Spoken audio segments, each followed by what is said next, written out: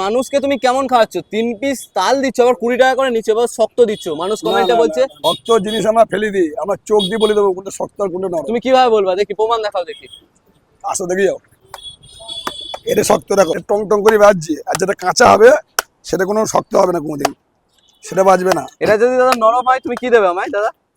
এটা নরম হবে দাদা, 5,000 টাকা পুরস্কার দেবো, সঙ্গে সঙ্গে ক্যাশ টাকা দেবে তো? একদম গ্যারান্টি। কাটো কাটো আগে দেখি। এরকম দেখি নাও, কেউ আছে হাত দিয়ে টিপি কেউ ফাটাতে পারবে? কোনো ব্যক্তি আছে হাত দিয়ে টিপি ফাটাবে? পুরো ফ্রিতে দেবো। আর এরকম দেখি না নরম তাও কাকে বলে? নরম হবে মানে ওই বসে আছে। এটা ক পিস বার হবে দাদা? 3 পিস। এটা তো 3 পিস। তোমাকে আপাতত 1 পিস দেখা যায়, দেখি না এরকম। অনেকেই বিশ্বাস করে না, এরকম দেখি না, এটা পুরো নরম।